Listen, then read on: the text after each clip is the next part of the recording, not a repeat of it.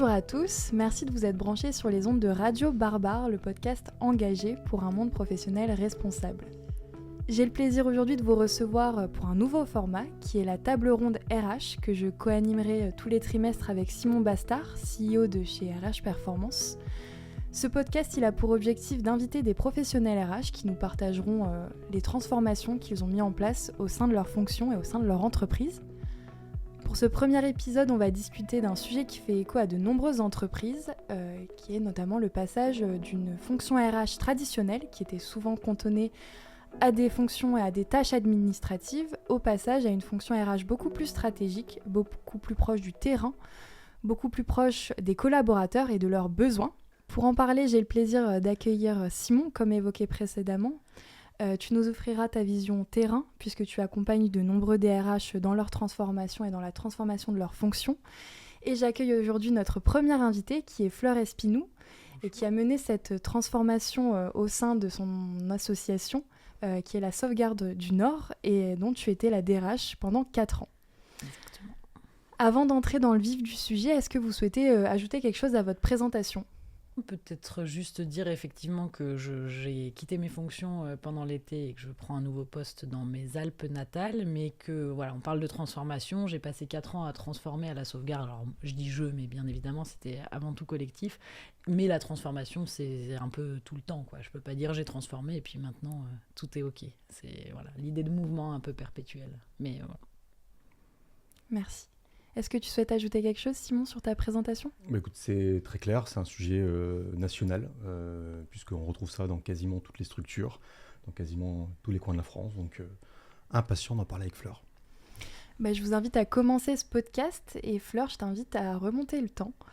Il y a 4 ans, tu es arrivée à la Sauvegarde du Nord et j'aimerais que tu nous parles un peu du constat que tu as pu faire en arrivant et quelle situation tu as retrouvée en arrivant il y a 4 ans. Et avec plaisir, Clémentine. Donc, quand je suis embauchée par mon directeur général il y a 4 ans, l'enjeu est clair et il me le dit dès le début.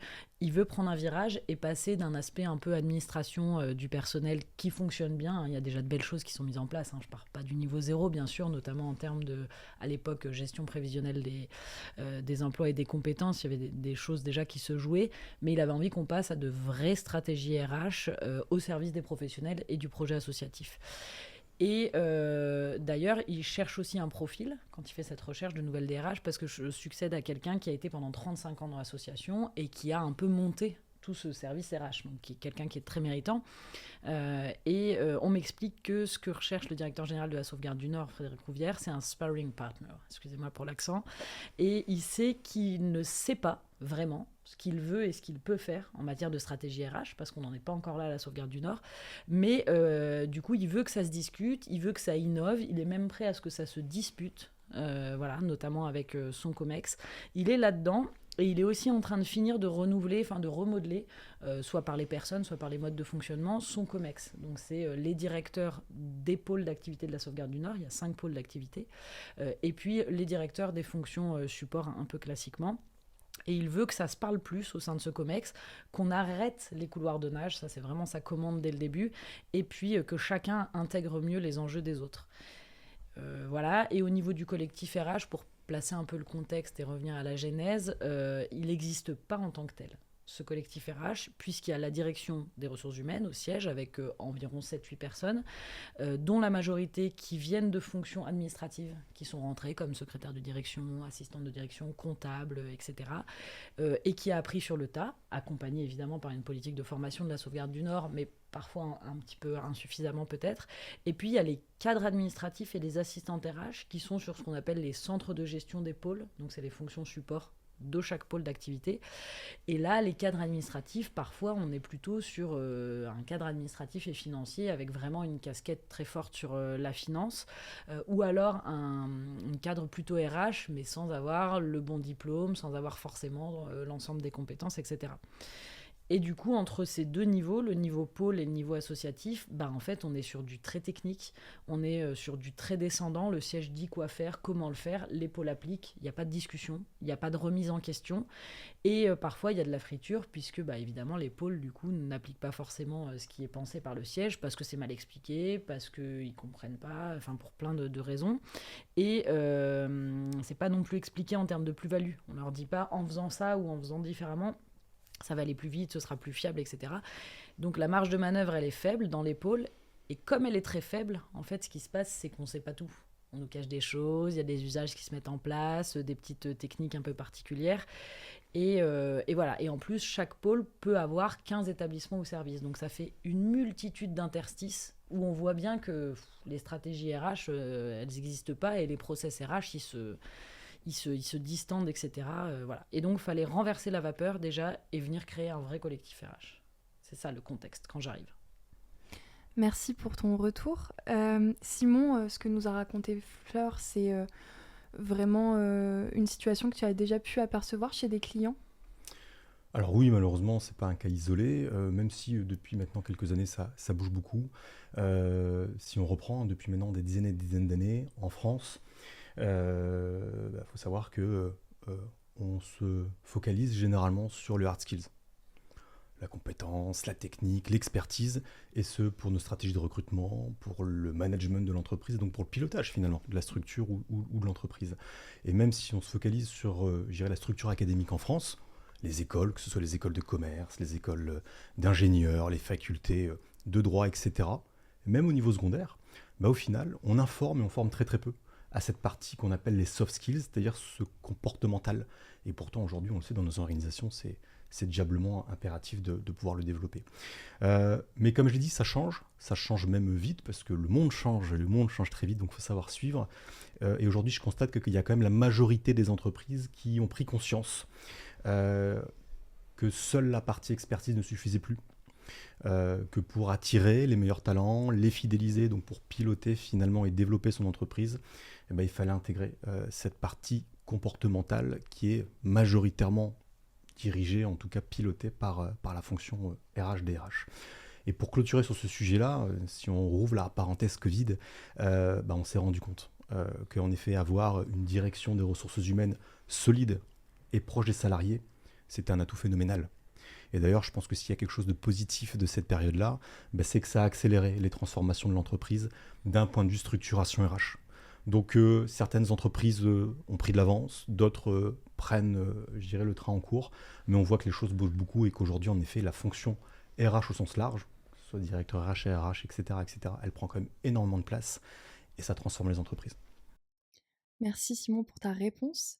Fleur, est-ce qu'il y a un élément déclencheur qui te fait dire il faut que ça change, il faut que je mette des nouvelles choses en place ? Ce qui lance le changement, j'ai envie de dire, c'est assez pragmatique, c'est que j'arrive en juin 2021 et mon DG part en vacances mi-juillet 2021 et il revient à la mi-août et il me dit en septembre, pour la première fois, parce que ça n'a jamais été fait, c'était pas une pratique de l'ancienne DRH, j'aimerais que vous veniez, à l'époque on se vous voit, que vous veniez présenter devant le bureau du conseil d'administration de la Sauvegarde du Nord, un peu des indicateurs RH, nous parler un peu de ce qui ressemble un peu à de la stratégie RH, etc., ce qui se déploie pour que les administrateurs aient un peu une vision de ça, parce que c'est normal que ça les intéresse aussi. Il y a des commissions financières, il y a des commissions RSE, et la RH, ils sont à l'aveuglette. Donc c'était un bon exercice parce que j'ai dû, de toute façon je l'aurais fait d'aller auditer, mais là j'avais une deadline, quoi. Donc j'ai dû aller lire bien évidemment les accords, toute la documentation interne, les données sociales dont on disposait. Je me suis rendu compte que c'était pas forcément optimal non plus. Voilà, les projets en cours, les fonctionnements et les process existants dans nos organisations, etc. Donc j'ai dû auditer pour me projeter et j'ai décidé que le plus clair pour tout le monde, pour moi, pour mon DG, pour le futur collectif RH qu'on devait créer, c'était qu'avant d'intervenir en bureau, je proposerais une feuille de route pluriannuelle à mon directeur général et une fois validée, à mon équipe, au COMEX et plus largement au collectif RH. Et donc j'ai décidé que ce serait mon premier club RH. Je réunirais tous les gens, donc ça fait une trentaine de personnes, qui touchent au RH dans la Sauvegarde du Nord, ce qui n'était jamais fait auparavant. Et j'ai décidé qu'on y parlerait enjeux, méthode pour parvenir à répondre à ces enjeux, et j'y annoncerai aussi qu'à compter d'aujourd'hui, il n'y aurait plus de logique de petites mains, parce que c'est quelque chose qui était vraiment en tête. Il y avait ceux du siège qui pensaient les process, etc., les cadres intermédiaires qui les mettaient un peu en musique, et puis il y avait les petites mains. Alors, je ne dis pas que c'était porté ni par le siège, ni par quelqu'un d'autre, mais c'était un truc un peu comme ça, à la fois impalpable et qui transpirait un peu. Il n'y aurait plus de 100% descendants, il n'y aurait plus non plus de petits arrangements. Avec un tel, je m'entends bien, donc je donne bien les infos, et puis un tel, comme je l'aime pas trop... tant pis. Voilà, on parlerait de tout, on travaillerait ensemble, et en donnant et en ayant tous le bon niveau d'information et de formation, parce que bien évidemment, ça va ensemble. Et donc, ça nécessitait que tout le monde se remette en question, qu'il n'y ait plus le siège et le reste du monde, qu'on systématise le partage des sujets et qu'on désamorce le côté bretelle-ceinture, qui était un peu aussi le revers de la médaille, avec la terre entière mise en copie, notamment quand les pôles parlaient au siège, demandaient confirmation sur un sujet RH, etc. Ils mettaient en copie le chef de service, le directeur d'établissement, la direction de pôle, le RAF, etc. parce qu'ils étaient en panique systématique de comment ça va redescendre, par où ça va passer, etc. Donc il fallait réapprendre à se faire confiance des deux côtés. Et il fallait se considérer égaux entre nous, en tout cas égaux dans ce projet RH, et travaillant donc dans le même sens autour de cette même mission. Et je peux vous assurer qu'à mon premier club RH, le premier que j'ai organisé, rien que par le positionnement autour de la table ou dans la pièce, les postures qui ont été adoptées des deux côtés de la table, puisqu'il y avait vraiment deux côtés de la table, j'ai compris que ça allait être ça mon premier job en tant que DRH de la Sauvegarde du Nord. Ça allait être de remettre à plat le périmètre de responsabilité et de mission de chacun, l'un n'écrasant pas l'autre. Vraiment, il y avait cet enjeu un peu d'égalité, de réinterpréter toutes les interactions et toutes les articulations siège-centre de gestion. Et de faire en sorte que tout ce petit monde se rencontre vraiment, parce qu'on était sur des personnes qui parfois bossaient toutes les deux depuis 30 ans dans l'asso. Depuis 30 ans, elles se parlaient un peu, essentiellement par mail. Parfois, les bureaux étaient à 2 bâtiments d'écart. Mais il n'y avait pas de rencontre, ça ne se voyait pas, etc. Et voilà. Et j'ai aussi décidé de faire rentrer dans ce club RH des personnes qui n'étaient pas directement reliées à moi, soit par un lien hiérarchique, soit par un lien fonctionnel. Par exemple, la contrôleuse de gestion sociale. Elle n'avait jamais été associée vraiment aux travaux de la DRH. Elle travaille beaucoup avec le DAF, mais pas avec la DRH. Je me suis dit, c'est fou, parce que les données qu'elle nous extrait, la façon dont elle va la chercher, dont elle nous les rend, dont on les utilise, ça impacte vraiment nos stratégies RH. Voilà, la chargée de mission RSE aussi. Et donc, on a pu entamer des chantiers qui devenaient des sujets de tous, en comprenant son intérêt à y travailler. Voilà. Et donc, ça y est, ça, c'était l'enclenchement du virage. Et il fallait maintenant faire en sorte que le train ne déraille pas dans ce gros virage, qu'il n'y ait pas de wagon qui se détache, à commencer par le COMEX, que je devais nourrir un petit peu de vision stratégique et qui devait aussi être au bon niveau d'information. Et justement, du coup, pour que le train ne déraille pas, après cet audit, après la création de ce club, qu'est-ce qu'elles ont été tes actions prioritaires concrètement pour vraiment stabiliser tout ça ? Donc là, on va rentrer dans le vif de la transformation, c'est ça ? Oui. Ouais, ok. Et ben on y va du coup. Donc je fais ce 360 un peu pour présenter au bureau. Je présente ça aux membres du bureau. Mon DG valide la fameuse feuille de route qu'on présente en COMEX, à mon équipe. J'organise ce premier club RH, etc.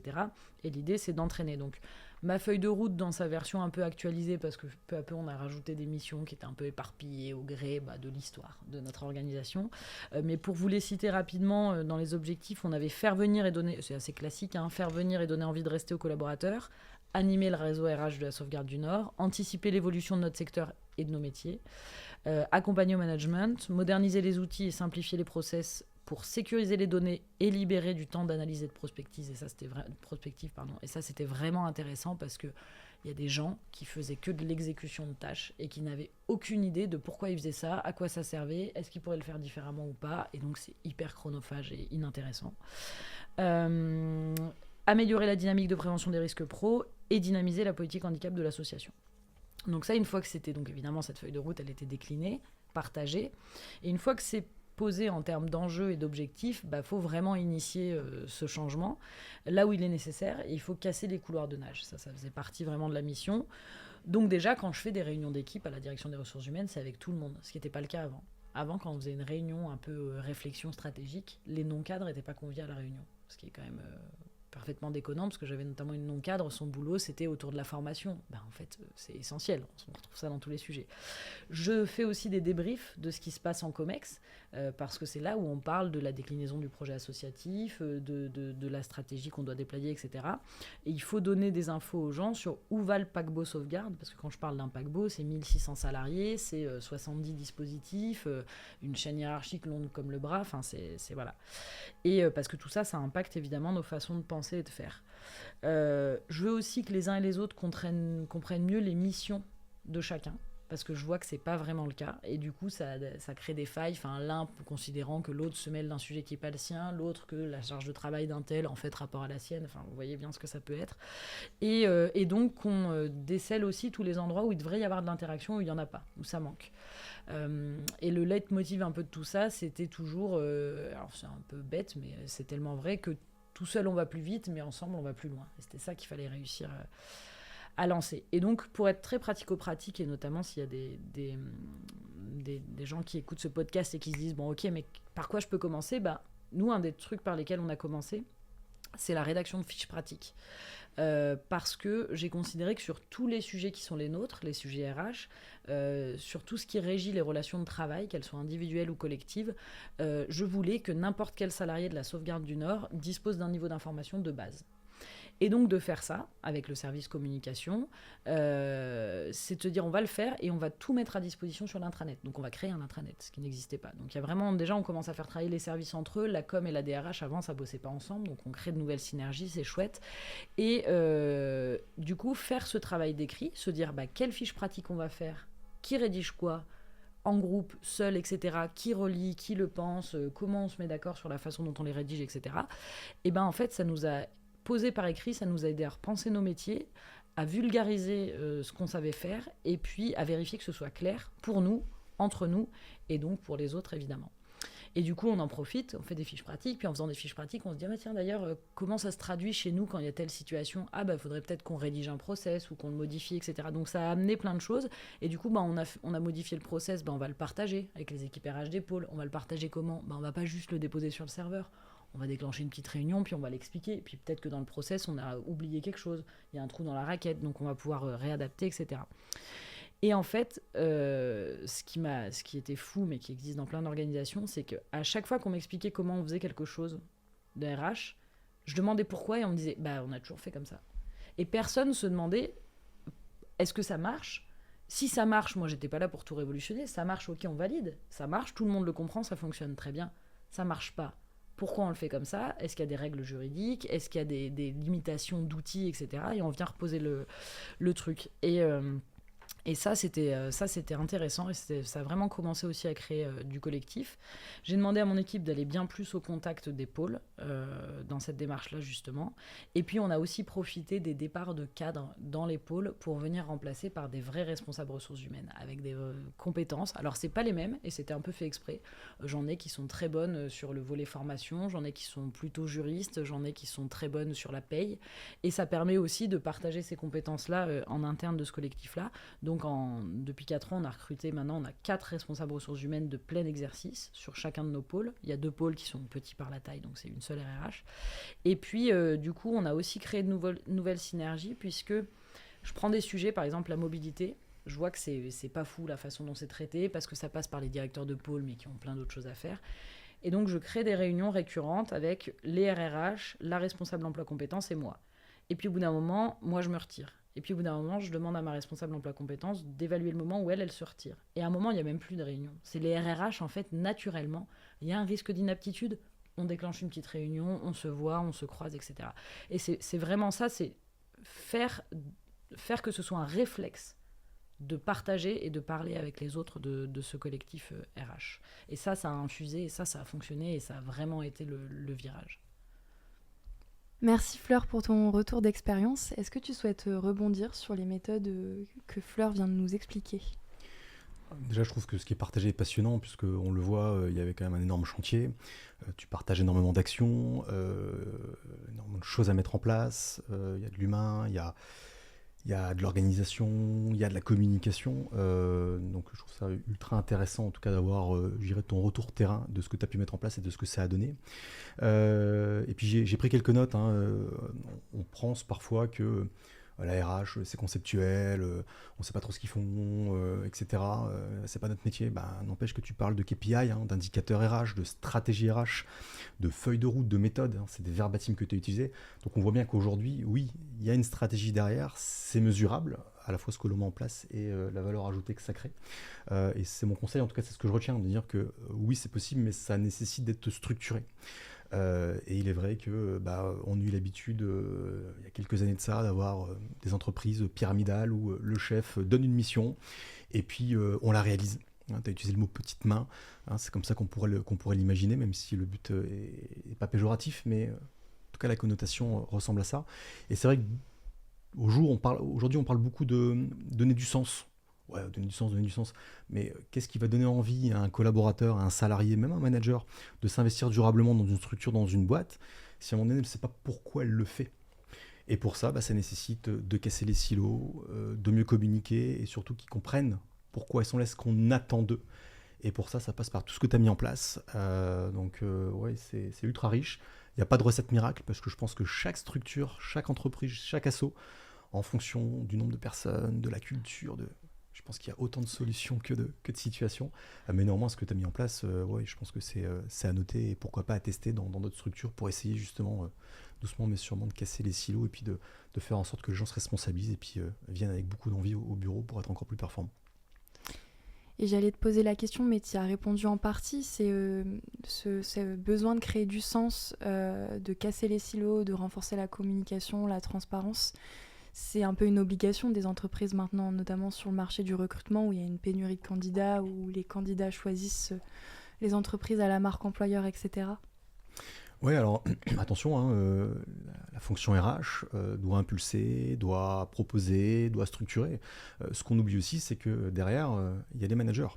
Et là, encore une fois, manager, c'est pas qu'un titre. Souvent, on est bon dans ce qu'on fait, donc on passe manager. Parce que c'est bien de passer manager. Ouais, mais on oublie que manager, c'est un métier. Il y a des techniques, il y a des obligations, et donc il faut aussi accompagner ces managers. Et donc tu parles du recrutement, c'est vrai, mais aussi de la montée en compétences. Et c'est là où je reprends un petit peu l'introduction sur cette partie soft skills. Comment on communique bien, comment on fait des feedbacks, soit positifs, soit constructifs, comment on ose se dire les choses, comment on crée un climat de confiance. Et ça, c'est parfois très compliqué quand on n'a pas les billes ou les clés. Donc en effet, la fonction RH structure propose, et après c'est comment je responsabilise aussi le top management, ainsi que les managers, que ce soit les managers de terrain, les membres CODIR et autres, pour à un moment donné aussi être bon dans ce sujet-là. Donc je pense que la direction RH peut impulser. Après il faut aussi responsabiliser, je dirais pas ceux qui sont sur le terrain uniquement, mais aussi les différentes strates, y compris la direction. Simon, merci pour ton retour. Fleur, je reviens vers toi. Est-ce que tu pourrais nous donner des exemples concrets d'actions concrètes mises en place à la sauvegarde du Nord ? Oui, complètement. Alors, je vais parler de deux choses. Je vais parler GEPP et QVCT. Pour moi, c'est les deux pieds sur lesquels on marche. En tout cas, la sauvegarde du Nord, c'est de ça dont on avait besoin. Donc déjà, je prends un gros virage sur à l'époque, gestion prévisionnelle des emplois et des compétences, puisqu'auparavant, on partait du budget alloué à la formation, et puis on coupait l'enveloppe en deux. La moitié de l'enveloppe, c'était pour les pôles, en fonction de leur masse salariale, et on leur disait, allez-y, faites-nous un plan de compétences qu'on validera, parce qu'en fait, au niveau de l'OPCO, c'était un seul plan officiellement, mais voilà, on consolidait, voilà. Et puis, il y a 50% qu'on garde au niveau associatif, et là, on venait mettre tout ce qui était éléments de qualification, parce qu'on a quand même toujours eu vraiment beaucoup d'outils, notamment des accompagnements préparatoires à la validation des acquis d'expérience, etc., des outils qu'on nous envie d'ailleurs, qu'on a développés en interne et qui sont bons. Donc tout ce qui est accompagnement des parcours, tout ce qui est qualification, certification, maîtresse de maison, surveillant de nuit, etc. Et puis aussi toutes les formations un peu qui sont utiles, mais qui sont un peu fourre-tout, bureautique, Excel, etc. Les outils. Le plan de développement associatif, c'était pas hyper intéressant. En tout cas, les salariés, c'est pas là-dedans qu'ils se retrouvaient en salle de formation sur leurs compétences métiers, etc. Et donc, j'ai le pressentiment qu'il faut renverser ce truc-là, qu'il ne faut plus le penser de la même manière, mais j'ai besoin aussi de vérifier ça. Et donc, en parallèle de cette réflexion, je récupère le pilotage de la démarche, à l'époque, santé, qualité de vie au travail, qui a été prévu. En fait, il y a un accord de méthodologie qui a été signé avant mon arrivée avec les organisations syndicales représentatives à la sauvegarde du Nord. Et moi, je reprends ce truc. Et donc, ça dit qu'avant telle date, il faut qu'on ait fait un accord, il faut qu'il y ait une phase diagnostique, il faut faire appel à un cabinet, mais bon, après, il faudra faire un accord entre nous et tout. Et je lis le truc et je dis au COMEX, moi je crois, je le dis au COMEX, puis je le dis à mon équipe, puis je le dis aux OS, puis je le dis en CSE centrale, à tout le monde, je dis en fait ça va pas, on va encore se retrouver à faire dans une pièce avec 2 délégations syndicales et une représentation employeur, un bel accord, plein de bonnes intentions sur la qualité de vie et les conditions de travail, mais en fait on n'arrivera jamais à mettre en place des actions qui impactent véritablement la qualité de vie et les conditions de travail de nos professionnels de terrain, parce que en fait nos professionnels de terrain ils sont dans des situations extrêmement différentes. Je vous dis, on a 70 dispositifs, on est sur tout le département du Nord, on fait de l'accompagnement d'adultes, d'enfants, de mineurs non accompagnés, on résorbe les bidonvilles, on fait de l'accompagnement de grands marginaux, on fait de la protection de l'enfance, on travaille avec les juges. Donc nos univers de travail ils sont extrêmement différents, extrêmement larges. Le management n'est pas le même, les missions ne sont pas les mêmes, les enjeux ne sont pas les mêmes. Donc comment on va pouvoir faire une liste d'actions qui va bénéficier à tout le monde ? C'est pas possible. En fait, ça n'a aucun sens. Donc je convainc tout le monde qu'on va plutôt partir du terrain et lancer un vrai état des lieux pour commencer, en 2 étapes. Donc il était prévu qu'on fasse appel à un cabinet, du coup on fait appel à ce cabinet, ok. Par contre on sert de très près la méthode pour que ça colle vraiment à nos enjeux. Et donc état des lieux en 2 étapes. La première, elle est quantitative, c'est souvent comme ça qu'on commence. Et donc, on a un questionnaire qui nous est proposé par le cabinet, qu'on remanie chaque question, on la retravaille en se disant je me mets dans la peau d'un éduc, je me mets dans la peau d'un chef de service, d'un agent de maintenance, etc. Et puis, on doit, dans ce questionnaire, on doit aussi permettre directement de pouvoir donner des idées. Parce qu'on se dit, il y a bien des gens en fait, qui ont déjà réfléchi à cette question, qu'est-ce qu'il faudrait pour améliorer ma QVCT. Donc dès le questionnaire, on peut déjà donner un peu des idées, des pistes, etc. Ou dire que ça va pas, parce que ça fait du bien de dire que ça va pas parfois. Donc on fait ça et on a un taux de réponse à plus de 65%, ce qui est quand même vraiment bon sur ce type d'enquête, d'autant que 1 an avant mon arrivée, il y avait, alors en post-Covid en plus, mais il y avait une enquête qui a été proposée par notre organisme de complémentaire santé et de prévoyance de l'époque, qui avait été boycottée par les OS en disant attention, ces données, elles vont servir à orienter les contrats de prévoyance, etc. Et donc on avait eu moins de 40% de répondants, donc complètement inexploitable, très peu intéressant. Et puis le questionnaire en tant que tel, c'est vrai qu'il collait pas à notre secteur. C'était un questionnaire établi pour la santé. Mais alors entre le CHU de Lille et des salariés qui travaillent dans une micromex à la Sauvegarde du Nord, enfin en fait les questions elles sont déconnantes et les réponses évidemment le sont autant. Donc première étape de ce diagnostic. Deuxième étape, étape qualitative, avec la possibilité qui est offerte aux salariés d'intégrer un des 12 groupes de travail qui vont être animés aussi par le cabinet. 2 types de groupes de travail par famille de métiers. On a 5 familles de métiers chez nous, en mélangeant les gens de tous les pôles, parce qu'on a besoin de voir aussi si la QVCT elle est impactée par les pôles, parce que les pôles, c'est quand même ils ont leur autonomie, quoi. Ils ont leur CSE, ils ont leur projet de pôle, etc. Et puis ensuite, on a des groupes où c'est par les métiers, tous les pôles mélangés, et puis les pôles, tous les métiers mélangés. Je ne sais pas si je m'exprime bien. Vous avez compris ? Une entrée par métier, une entrée par pôle. Et puis un groupe RH, parce que je décide qu'il faut commencer à ce que les RRH, etc., notamment, se lancent dans le truc de se dire c'est moi qui vais devoir travailler la QVCT, en tout cas accompagner les équipes. Et donc ces 120 personnes, elles se sont réunies 2 fois 3 heures. Une fois où c'était plutôt allez, on dit tout ce qui va pas, parce que ça fait du bien, on adore et on a toujours plein de trucs à dire. Et la fois d'après, c'était 4 à 6 semaines après, c'était très bien. Donc maintenant voilà les constats qu'on a fait la dernière fois. Quelles sont les pistes ? Qu'est-ce qu'on peut faire ? Sur quoi on peut agir, etc. Donc il a commencé à sortir tout un tas de choses. Le cabinet nous a présenté un énorme tableur Excel avec plein d'idées. Ils s'étaient même permis de mettre des priorités sur les actions qu'il fallait faire et tout. J'ai vu le truc, j'ai fait OK. Donc non merci. On va pas faire ça. Par contre, on va reprendre quand même les actions notamment qui sont au niveau associatif. Ça, on va se dire, bah oui, ça c'est intéressant, on va le faire. Par exemple, créer un livret d'accueil et d'intégration. Il n'y en avait pas. Je vous le cache pas, il n'y en a toujours pas. Mais c'est pas grave, il y en aura un jour. Et puis, les autres actions, on va se les garder comme exemple. Mais en tout cas, on va les imposer à personne. Et donc, on a sorti des grandes thématiques, on a quand même donné des exemples d'actions. Et on a pris la décision d'aller présenter tout ce travail-là aux chefs de service et même plus largement aux chefs d'équipe. On a des gens qui animent des équipes mais qui ne sont pas chefs de service. Et on leur a dit voilà, ça c'est ce qui ressort, l'analyse un peu par pôle, un peu par métier, finalement ça se retrouvait pas mal. Et puis vous allez être les metteurs en scène de cette dynamique, ça ne peut pas être un autre niveau que le vôtre.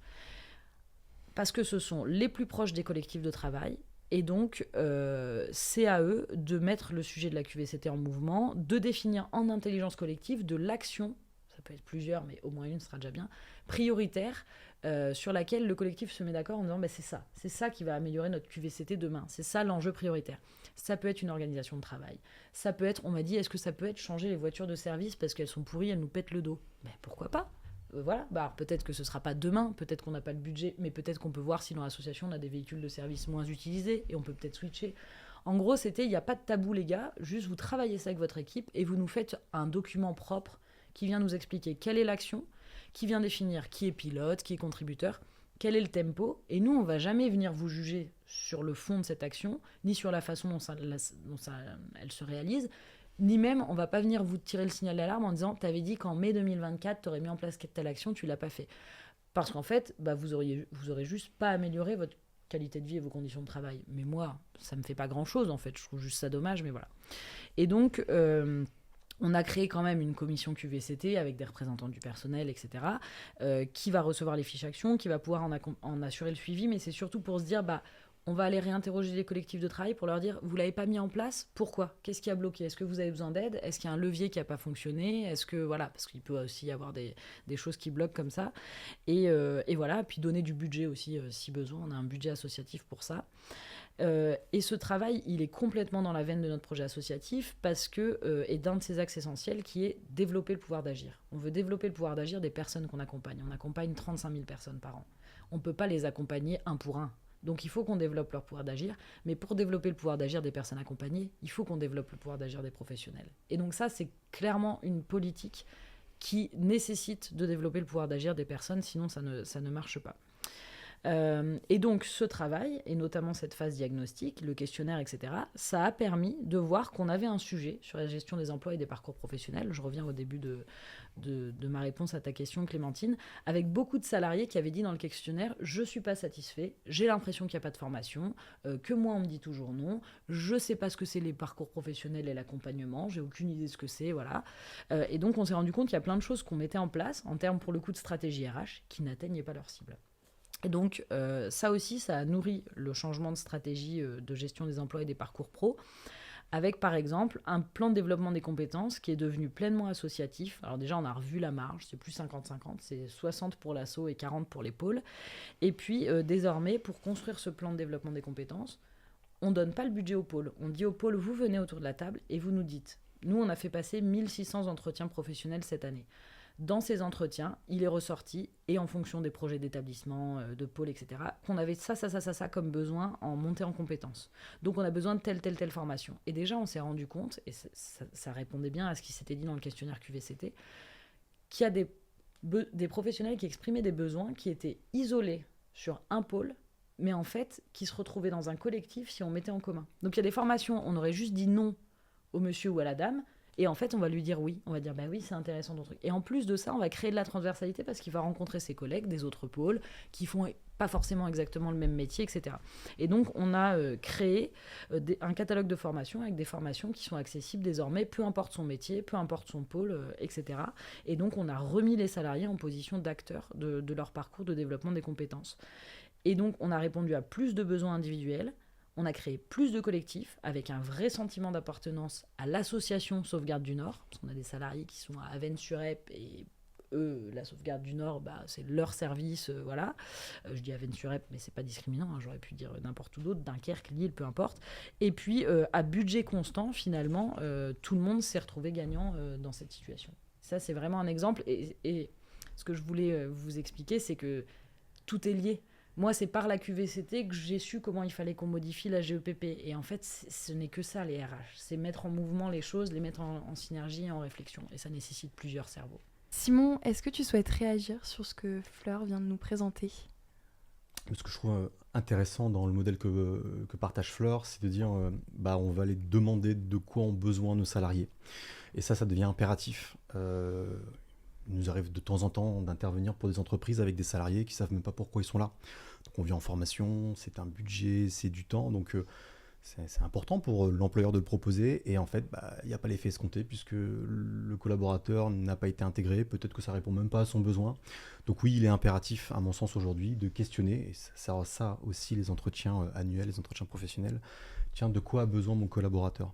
Donc ce que je trouve vachement intéressant dans ce que propose Fleur, c'est de dire, voilà, qu'est-ce qui nous a permis de libérer la parole sur ces sujets-là et de vraiment aller sur le terrain pour savoir de quoi il pourrait y avoir besoin, en tout cas sur la partie formation. À l'inverse, attention, la liste de souhaits sur des formations qui parfois sont appropriées, parfois ne le sont pas.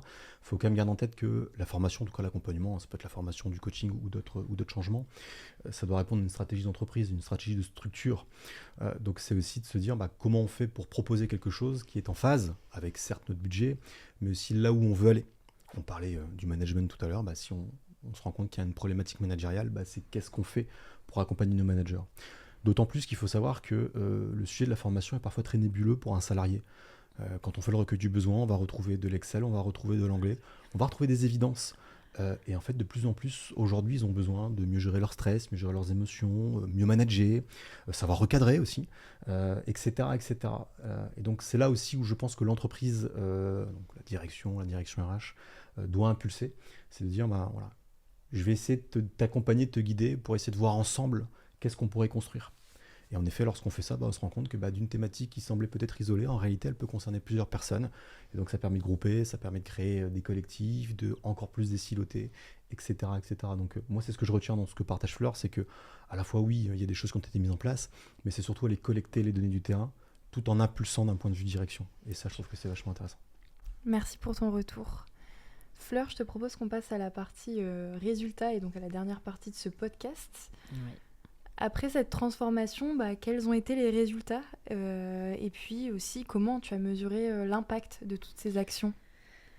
Les résultats, alors sur la GEPP, on a fait un nouvel accord, donc on est venu adapter un peu les choses. On a eu beaucoup de retours très très positifs sur le catalogue de formation. Ça vraiment, c'est un outil qui est pas si compliqué à mettre en place, mais qui produit vraiment ses résultats, parce que les professionnels, ce qu'ils apprécient, je crois, encore plus que d'acquérir de nouvelles compétences, c'est de se retrouver avec les collègues et de se rendre compte que la compétence de l'autre peut m'aider à accomplir ma propre mission. Et ça, c'est vraiment hyper intéressant. Ce que ça a produit, alors sur la QVCT par exemple, c'est un peu la contrepartie de cette stratégie. J'ai voulu justement qu'on n'ait pas un bel accord qui énonce plein de trucs, et j'ai voulu que ce soit vraiment une démarche de tous les jours, que ça bouge un peu partout, un peu tout le temps. La contrepartie, c'est que c'est compliqué pour moi de l'évaluer. Donc on a créé cette commission QVCT qui n'est pas encore en marche parce qu'on a fait les élections, etc. Il fallait que ça se mette en place.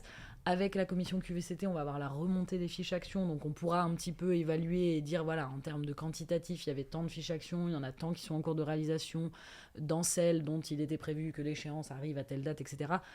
Mais pour l'instant, on ne l'a pas encore vraiment fait. Ceci étant dit, je l'évalue quand même, cette relation, j'évalue quand même ce développement de la stratégie QVCT, parce qu'en fait, il y a plein de gens, quand je vais sur le terrain, que j'échange avec des professionnels, qui me parlent de choses qui ont changé dans leur service, et en fait, tu dis, ça, c'est de la QVCT. Vous avez changé votre organisation de travail, vous êtes maintenant sur 4 jours, vous faites ci, vous faites ça. C'est de la QVCT. Ah, vous avez une salle de répit qui est en commun avec le service d'à côté, qui est pourtant du pôle addictologie, alors que vous êtes en protection de l'enfance. Ça, en fait, c'est de la QVCT. Et les gens ne se rendent même pas compte qu'ils sont en train de travailler sur l'amélioration de leur QVCT. Et en fait, moi, quand j'entends ça, j'ai gagné. Parce que c'était ça qu'on voulait. On voulait pas que ce soit un truc sacralisé, qu'on fasse une fois, puis qu'on bouge plus. On voulait que ça infuse de partout. Donc ça, c'est une analyse de résultats qui est bonne. Après, sur la GEPP, on a quand même tous nos indicateurs du nombre de réussites, VAE, etc. Mais ça, on était déjà plutôt bon là-dessus. Et surtout, moi, les résultats que je trouve le plus probants, c'est sur le collectif RH. C'est-à-dire que ce collectif, aujourd'hui, il existe, il prospère, il vit.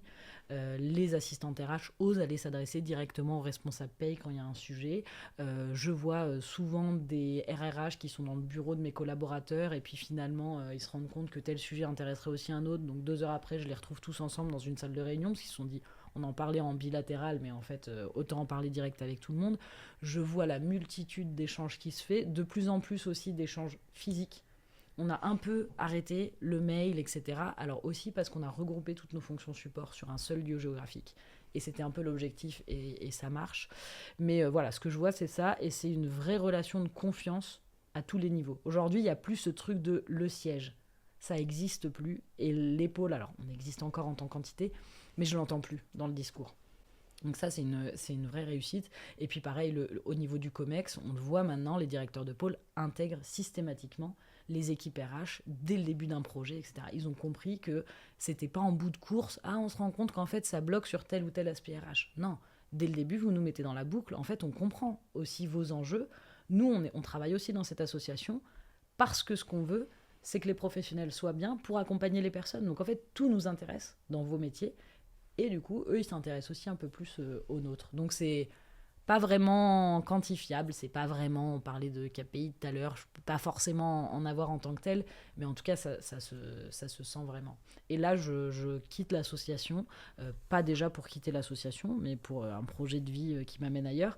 Et je le quitte sereinement. Enfin, je sais que c'est bon, c'est sur les rails et c'est pas demain la veille que ça va se déliter. Il faut continuer d'y travailler, d'y être vigilant. Quelqu'un d'autre arrivera après moi et développera d'autres choses et c'est super et voilà. Mais en tout cas, il y a une base qui est vraiment solide. Simon, est-ce que tu aurais des indicateurs quantitatifs ou qualitatifs à suivre de près lorsqu'on mène une transformation RH comme celle que Fleur a fait ?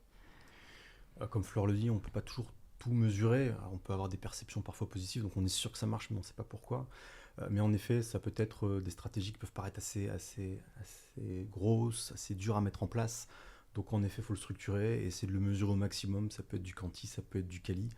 Ce qui est certain, c'est que quand on propose une formation, c'est pas pour faire plaisir. C'est bien à un moment donné avec un sens, avec du but. Et tu as donné plein d'exemples. Les personnes sont plus responsables, elles sont peut-être plus heureuses de venir bosser parce que la communication est meilleure. Donc forcément, les performances des personnes sont meilleures, donc les performances de la structure ou de l'entreprise également. Et ça, c'est mesurable. Après, ça peut être aussi multicritère, parce qu'il n'y a pas que la QVCT ou ce qu'on a mis en place qui va influer sur le turnover ou la qualité du travail, mais ça participe très clairement. On intervient dans de nombreuses entreprises sur ces sujets-là et sur d'autres, et on le voit, plus les entreprises sont acteurs dans le développement et l'accompagnement de leurs collaborateurs, plus à un moment donné, ils vont développer ce sentiment d'appartenance, moins ils auront de turnover et plus les gens seront efficaces. Donc oui, c'est un budget, oui, c'est du temps, mais si ça répond à une stratégie d'entreprise pour être encore meilleur demain, ça a du sens. Donc c'est tout ce qu'il faut essayer de mesurer, et tu as donné tellement d'actions qu'il y a autant à mon avis d'actions que d'indicateurs, mais mon conseil c'est de mettre des indicateurs. Et ne pas être frustré si on n'arrive pas à tout mesurer, c'est pas grave. Parfois on fait des enquêtes qualité, pour peu que ce soit au mauvais moment, voilà, les retours sont pas forcément les bons. Donc il faut réitérer, il faut tester des choses. Et comme je dis au démarrage, en fonction d'une structure ou d'une autre, on va pas forcément avoir les mêmes choses, les mêmes retours, les mêmes actions à mettre en place. Donc mon conseil c'est de tester, c'est de mesurer au maximum. Merci. Fleur, est-ce que tu as quelque chose à ajouter ?